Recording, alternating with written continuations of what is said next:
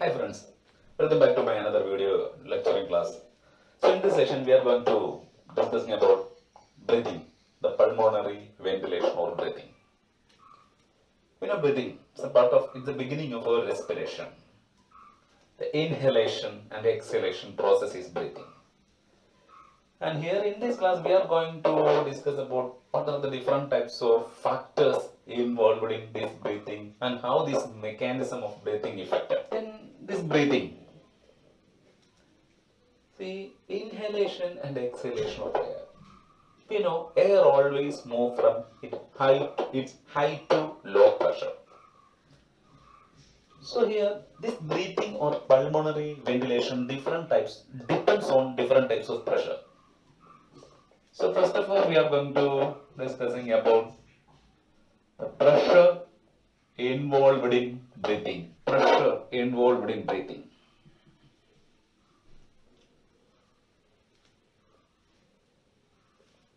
First type of pressure involved in breathing is atmospheric pressure. One of the pressure involved in breathing is atmospheric pressure. And one atmospheric pressure at sea level. In sea level, one atmospheric pressure is about 760 mm Hg. Next pressure is intra-alveolar pressure or intrapulmonary pressure. Intra-alveolar pressure or intrapulmonary pressure. That is the pressure within the lungs or pressure within the alveoli is known as the intrapulmonary pressure or the intra-alveolar pressure. And just before the beginning of inspiration of breathing, this intra-alveolar pressure or intrapulmonary pressure is about 760 mm Hg. That means this intra-alveolar pressure is equivalent to the atmospheric pressure just before the beginning of the inhalation process.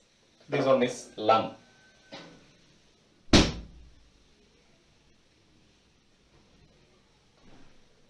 Suppose this part is lung.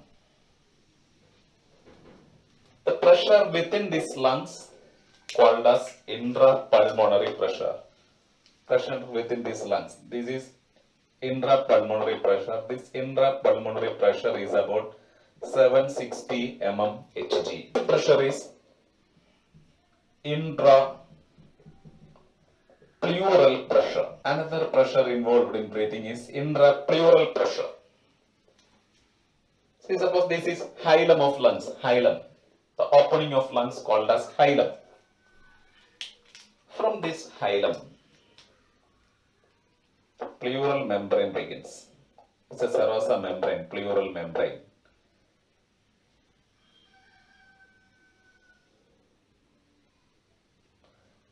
And this pleural membrane turned back to form an outer pleural membrane. So these are the two pleural membranes of lungs. This pleura is outer pleura, parietal pleura. This is outer parietal pleura. And this one is inner visceral pleura. Inner pleura is visceral pleura. Outer parietal and inner visceral pleura. This inner visceral pleura is in close contact with the lung surface. Inner visceral pleura is in close contact with the lung surface. Then the outer parietal pleura is in close contact with the thoracic wall. Is in close contact with the thoracic wall, ribs, etc. Is in close contact with thoracic wall, ribs, etc. See, this is the pleural cavity. This cavity is pleural cavity. The pressure within this pleural cavity called as intrapleural pressure. Pressure within the pleural cavity called as intrapleural pressure. And this intrapleural pressure is about 756 mm Hg. This intrapleural pressure, the pressure within the pleural cavity is about 756 mm Hg. It is about 756 mm Hg. That means it is a lesser pressure than intrapulmonary and atmospheric pressure. And this intrapulmonary pressure is always a lesser pressure than alveolar pressure as well as atmospheric pressure. So this is always a negative pressure. That negative means the pressure difference between intra-alveolar and intrapulmonary pressure. The difference between this intra-alveolar and intrapleural pressure called as transpulmonary pressure. Transpulmonary pressure. The pressure difference between intrapulmonary and intrapleural pressure called as transpulmonary pressure. The pressure difference between intrapulmonary and intrapleural pressure is transpleural pressure is about 4 mmHg. This transpleural pressure is always about 4 mmHg. So it is a lesser pressure or a negative pressure than this alveolar pressure and atmospheric pressure.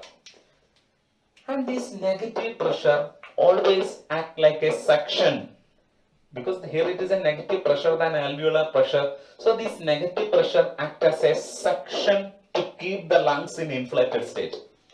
This negative pressure always acts as a suction to keep the lungs in this inflated state. But here this negative pressure is always maintained in this negative condition or this lesser pressure. In alveoli, this lesser pressure is maintained by some factors. So the factors responsible for the negative pleural pressure. Factors responsible for the negative pleural pressure are: first one is alveolar surface tension. Alveolar surface tension. Another factor is elasticity of lungs. Then the elasticity of thoracic wall. These are the factors responsible for the negative pressure in this pleural cavity. See, first one is alveolar surface tension. We know we have alveoli in our lungs, and this alveoli normally have a surface tension. Alveoli have a surface tension within the limit. And this alveolar, we know this alveolar surface tension is reduced by a substance called as surfactant, secreted by the cuboidal cells in alveoli, secrete surfactant for reducing this alveolar surface tension. So normally alveoli have a surface tension within the limit, but when the surface tension exceeds, what happens? This alveoli and lung will collapse. So within the limit, normally lung have a surface tension. And the surface tension is normally reduced by the agents, surfactants in our alveoli.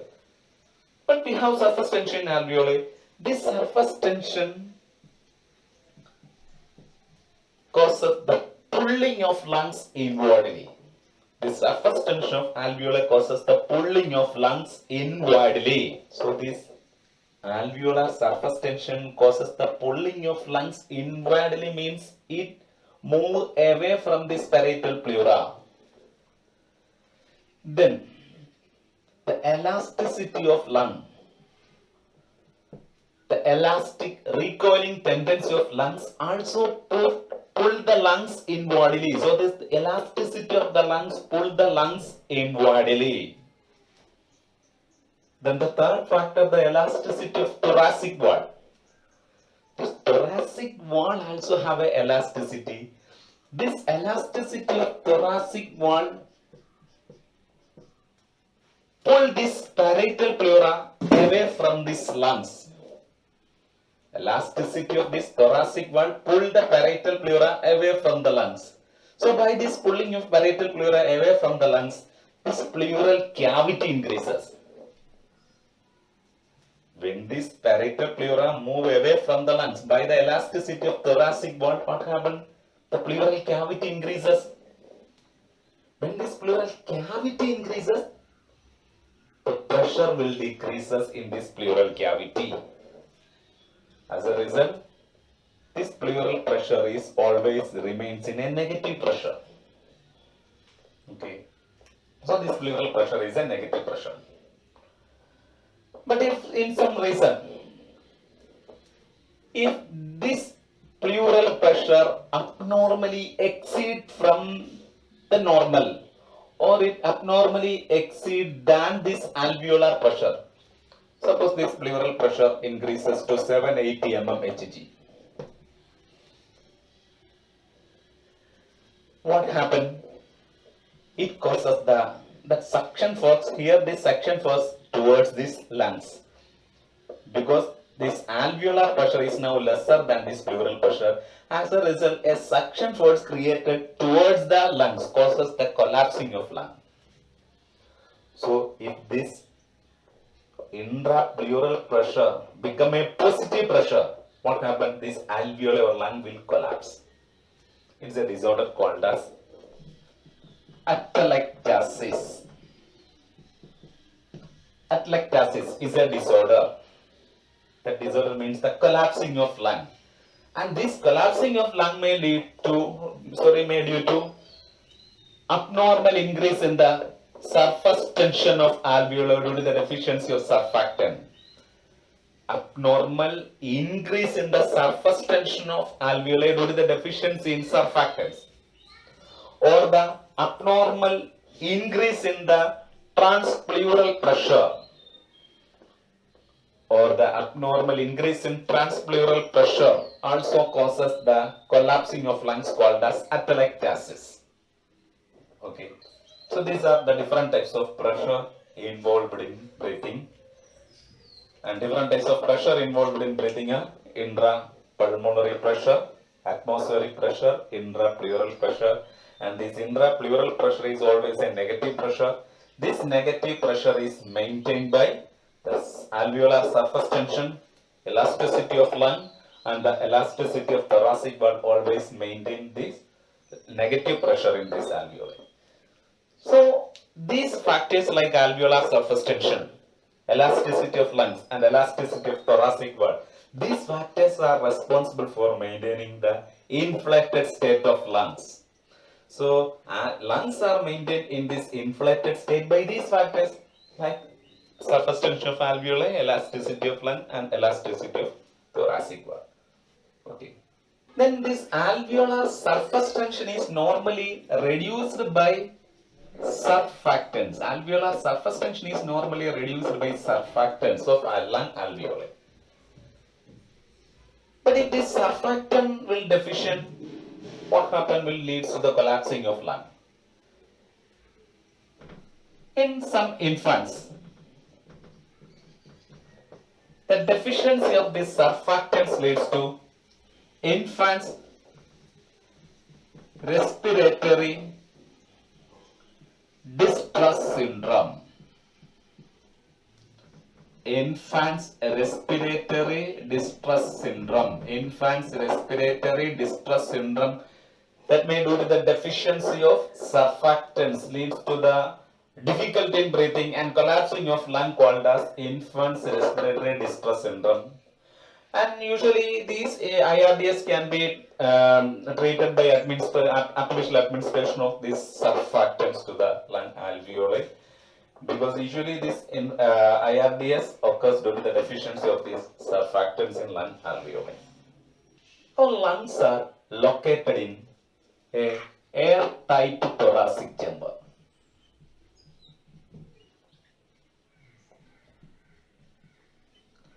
Lungs are located in airtight thoracic chamber. We know our lungs are located above the diaphragm, that is in thoracic cavity. Suppose this is the dorsal side of the thoracic cavity, dorsal side. The dorsally running road passes through the dorsal side of our body's vertebral column. Suppose this is the vertebral column, and this is a single bone in the ventral side, sternum.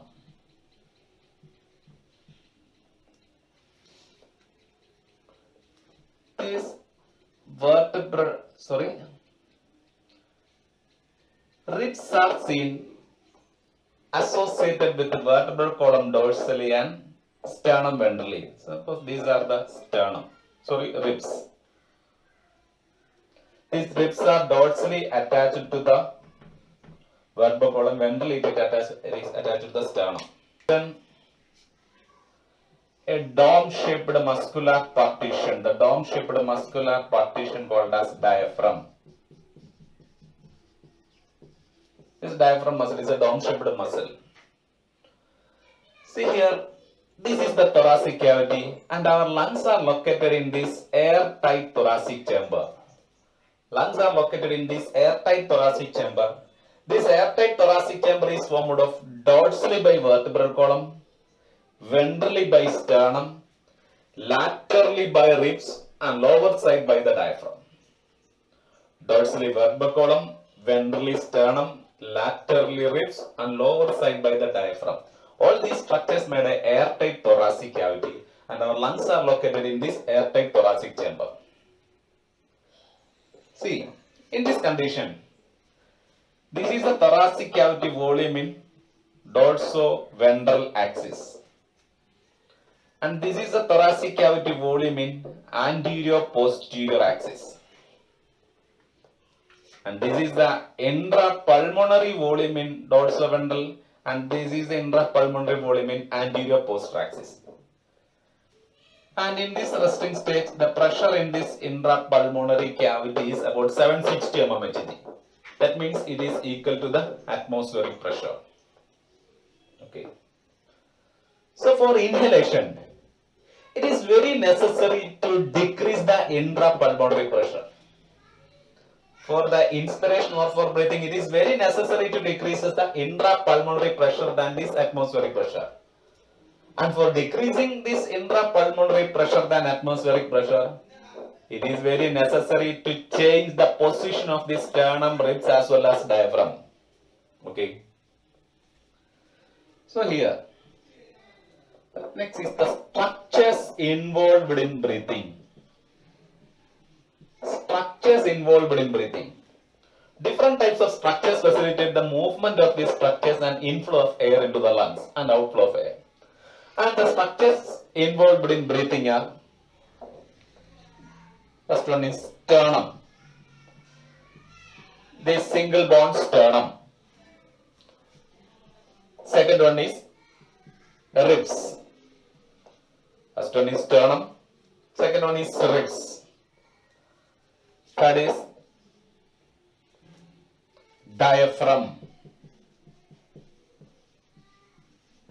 This diaphragm is a muscle, a muscular partition. Then inspiratory and expiratory muscles. Inspiratory muscles and expiratory muscles.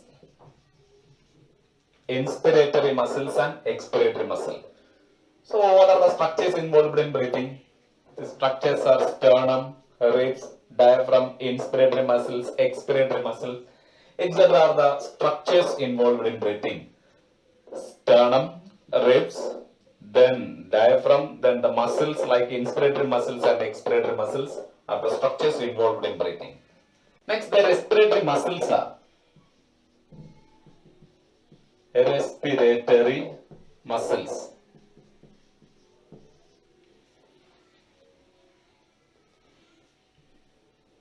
Respiratory muscles are primary respiratory muscles and accessory respiratory muscles. Respiratory muscles are primary respiratory muscles and accessory respiratory muscles. This primary respiratory muscles function. This primary respiratory muscles helps in the movement of these structures during the ventilation. Primary respiratory muscle helps in the movement of these structures during the quiet breathing or the normal respiration. And this accessory respiratory muscle helps in the movement of these muscles.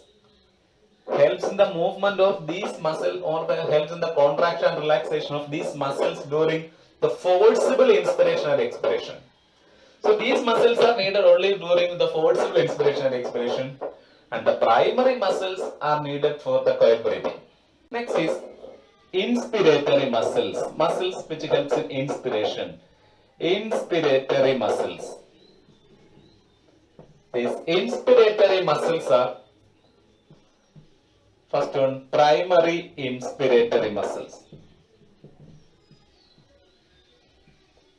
Primary inspiratory muscles. Primary inspiratory muscles are external intercostal muscles. Primary inspiratory muscles are external intercostal muscles. Intercostal muscles means these are the muscles in between the ribs. Suppose these are ribs and the muscles in between the ribs are intercostal muscles, and the muscles in outside the ribs are external intercostal muscle, and here external intercostal muscles are the primary inspiratory muscle. Another one, diaphragm, is another inspiratory muscle. Diaphragm is one of the most important inspiratory muscle in our body's diaphragm, because our 75% of inhalation by the contraction or the movement of this diaphragm. So diaphragm is the predominant muscle or the main muscle involved in this inspiration or breathing. And this diaphragm is a dome-shaped muscle. This dome-shaped muscle is known as diaphragm. It is also a primary inspiratory muscle. Then accessory inspiratory muscles are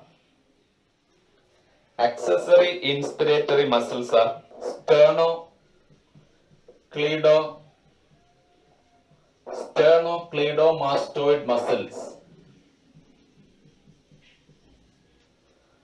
Sternocleidomastoid muscles. Actually, they are seen in associated with the clavicle, and which helps in the movement of first rib. Sternocleidomastoid muscle. Scalene muscles. Scalene muscles also help in the movement of the first two ribs. Anterior serratum muscles. In the movement of ribs. Anterior serratum muscle. These are the part of chest muscle. Then pectoralis muscle. Pectoralis muscles also parts of chest muscles, also helps in the movement of second and eighth rib. These are the accessory inspiratory muscles. These accessory inspiratory muscles are sternocleidomastoid muscles, scalene muscles, anterior serratum muscles, pectoralis muscles, etc. are the muscles involved in. So the accessory muscles involved in this inspiration. So these are the inspiratory muscle. External intercostal muscles and diaphragm form the primary inspiratory muscle. Then accessory inspiratory muscles are sternocleidomastoid, scalene muscles, anterior serratum muscles, pectoralis muscles, etc. Next, expiratory muscles. These expiratory muscles includes internal intercostal muscles. Internal intercostal muscle, the muscle seen inside the ribs, the internal intercostal muscles, and abdominal muscles. Internal intercostal muscles and a group of abdominal muscles are the expiratory muscles. Internal intercostal muscles and abdominal muscles. These muscles are usable only during the forcible expiration, and these are the expiratory muscles. Then the mechanism of breathing. We know the mechanism of breathing includes two stages. Mechanism of breathing includes inspiration and expiration. Inspiration and expiration. Inspiration means the inflow of air from atmosphere to lung alveoli. And the flow of air into and out of the lungs depends on the volume changes in the lung as well as thoracic cavity. The inflow and outflow of air depends on the volume change in lungs as well as the volume change in thoracic cavity. In this normal state, lungs pressure is about 760 mmHg. But whenever this intrapulmonary volume increases, When this intrapulmonary volume increases, what happens? The intrapulmonary pressure will decreases. So the relation between volume and pressure given by Boyle's law. The volume is inversely proportional to pressure. Volume is inversely proportional to pressure according to the gas law, Boyle's law. So here, the inflow and outflow of air depends on the volume change and pressure change in lungs as well as this thoracic cavity. So in this resting stage, intra-alveolar pressure is about 760 mmHg. So for the inspiration, it is very necessary to decrease the intra-alveolar pressure than this atmospheric pressure. The process is the inspiration. So first is the mechanism of inspiration, mechanism of inflow of air, mechanism of inspiration, mechanism of inspiration. So we know lungs are located in airtight chamber. Suppose this is the dorsal vertebral column, and this one is sternum, and these are the lateral ribs, and this is the lower diaphragm. This is lung. So lungs are located in this airtight cavity, and the pressure in the lungs in this resting stage is about 760 mmHg. During inspiration or the inflow of air, the inspiratory muscles contract.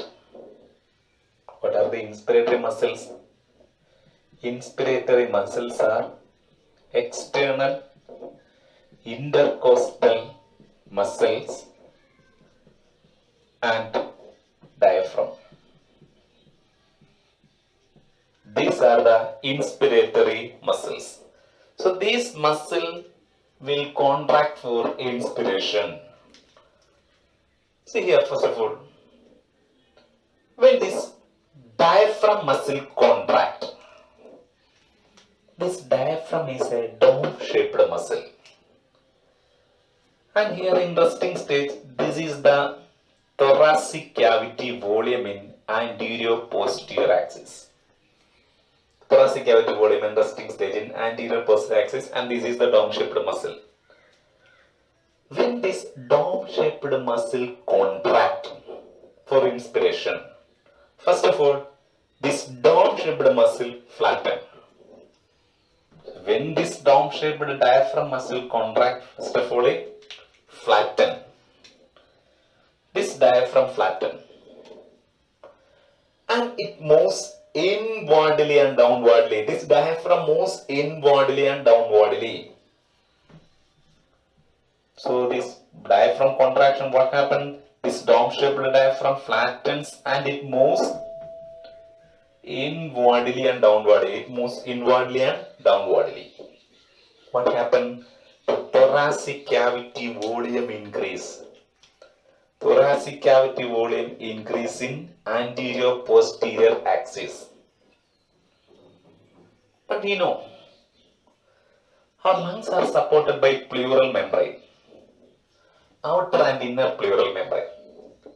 The outer pleural membrane is parietal pleura. This parietal pleura are in contact with this diaphragm. So when this diaphragm moves inwardly and downwardly, what happens? It cling the lungs or it pull the lungs downwardly. As a result, the intrapulmonary volume also increases in anterior posterior axis, because the lungs parietal pleura is in close contact with the diaphragm. So when this diaphragm moves downwardly, what happens? It pulls the lungs downwardly. As a result, the intrapulmonary volume also increases in anterior posterior axis.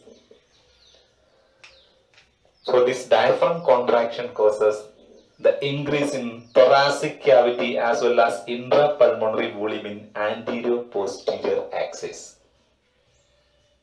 Then, when this external intercostal muscle contract, external intercostal muscles are the muscles in between the ribs. Suppose these are ribs. These external intercostal muscles are here. When this external intercostal muscle contract, it pulls the ribs superiorly. That means when this external intercostal muscle contract, ribs elevated. So ribs moves upwardly. by the contraction of external intercostal muscle. And when this external intercostal muscle relaxes, ribs returns to the normal position. But we know ribs are not ventrally free. Instead, the ribs are ventrally attached to the sternum.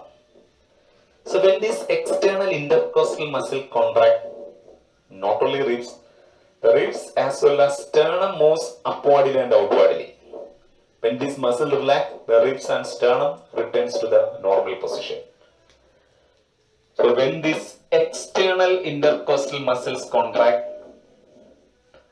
the ribs and sternum moves upwardly and outwardly.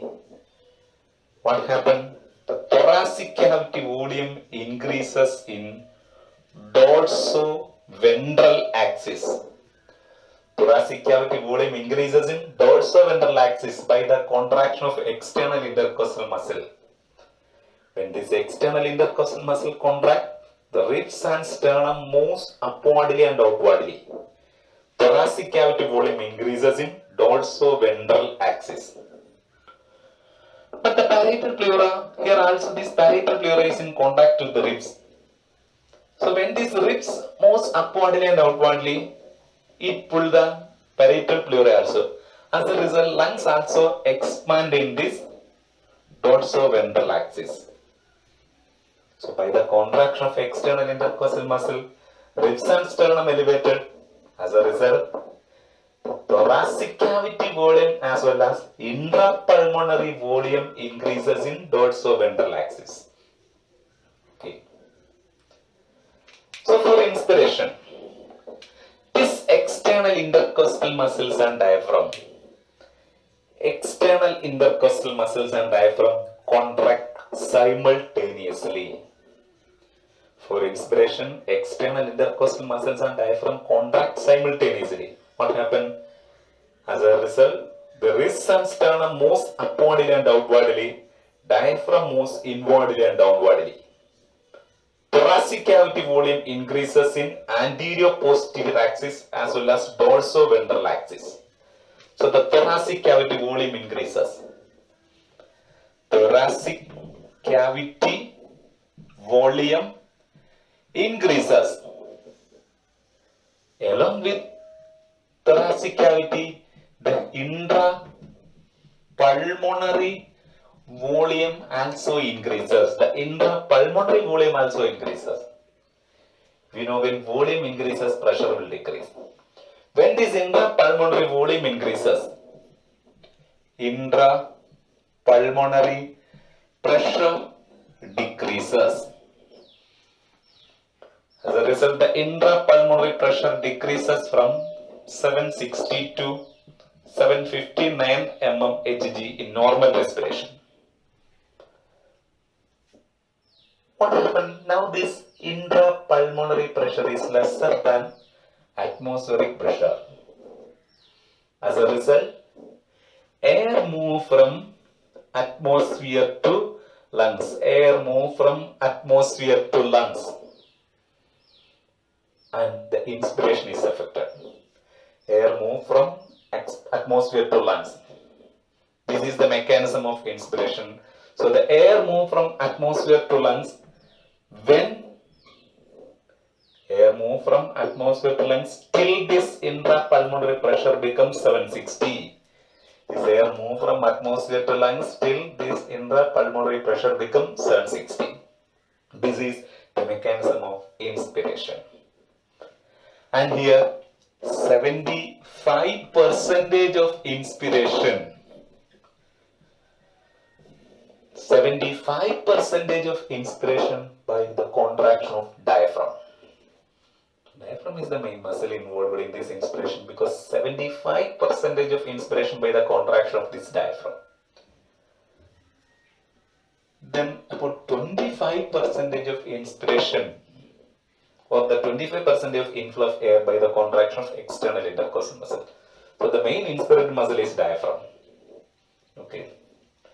This is why in extreme pregnancy stage, in advanced pregnancy or in obese people, there is a difficulty in breathing because in obese people as well as in advanced pregnancy condition, there is a difficulty in the movement of diaphragm. So that any obstruction in the movement of diaphragm causes breathing difficulty, because 75% of our inspiration by the movement of this diaphragm. Okay, so this is the mechanism of inspiration. Next is the mechanism of expiration. See here, inspiration. This inspiration by the contraction of two muscles. So this inspiration is a active process. Inspiration is always active process because it always take by the contraction of the muscles. Hence it is active process.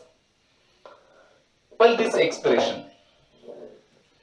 In a normal quiet breathing, this expiration is a passive process because it is not by the contraction of muscle. In normal breathing, this expiration is a passive process. Because after inspiration, what happened? So during inspiration, ribs and sternum moves upwardly and outwardly by the contraction of external intercostal muscle.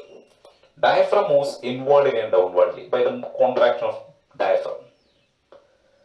So for expiration, first, this external intercostal muscles and diaphragm relaxes.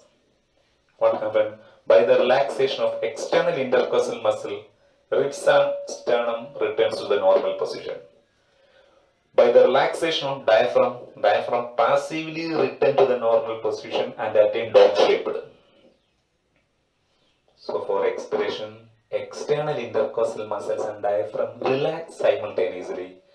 By the relaxation of this muscle, ribs, sternum and diaphragm returns to their normal position. Diaphragm return to their normal position and attain dome-shaped. So the dome-shaped diaphragm indicate the end of expiration and the beginning of next inspiration. End of expiration, beginning of next inspiration. Because during expiration, this diaphragm again become free. For expiration, this diaphragm relaxes and returns to the normal position. So when these ribs, sternum and diaphragm returns to the normal position, what happens? The thoracic cavity volume decreases. When the ribs, sternum and the diaphragm returns to the normal position, what happens? The thoracic cavity volume decreases. When the thoracic cavity and intrapulmonary volume decreases, the pressure will increase.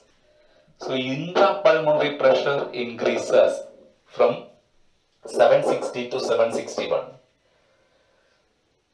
So air from these lungs then move to the atmosphere, because now this intrapulmonary pressure is higher than this atmospheric pressure. So air move from lungs to atmosphere till the intrapulmonary pressure becomes 760. Air move from lungs to atmosphere till the intrapulmonary pressure becomes 760. So for the expiration, external intercostal muscles and diaphragm relaxes. What happens? Ribs, sternum and diaphragm returns to the normal position. Thoracic cavity volume decreases. Intrapulmonary volume decreases. Intrapulmonary pressure increases. And air move from lungs to atmosphere is expiration. Then we need a forceful expiration. The abdominal muscles contract. Abdominal muscle forcefully push the diaphragm to the thoracic cavity. See? When the abdominal muscle contract for the forceful expiration, this abdominal muscle forcefully push the diaphragm towards the thoracic cavity. Similarly, we have internal intercostal muscles. Internal intercostal muscle also a expiratory muscle. When the internal intercostal muscle contract, it forcefully pushes. Suppose this ribs and sternum in contracted state. When this internal intercostal muscle contract, the internal intercostal muscle forcefully pushes the ribs and sternum towards the normal position. Contraction of internal intercostal muscles and abdominal muscles. By the contraction of internal intercostal muscles and abdominal muscle, what happened? By the contraction of abdominal muscle, diaphragm forcefully returned to the normal position. By the contraction of internal intercostal muscle, ribs and sternum forcefully return to the normal position. What happened? Thoracic cavity volume decreases, intrapulmonary volume decreases, intrapulmonary volume decreases, intrapulmonary pressure increases from 760 to about 780 mm mercury. From 760 to about 780. There is a high pressure in lungs than atmosphere. As a result, air forcefully pushed to the atmosphere is the forcible expiration. So this forcible expiration by the contraction of internal intercostal muscles and abdominal muscles. So these are the mechanism of breathing. An average healthy man can breathe about 12 to 16 times per minute. This is the normal breathing rate. This is a normal breathing rate of an average healthy individual. Breathing rate or respiratory frequency.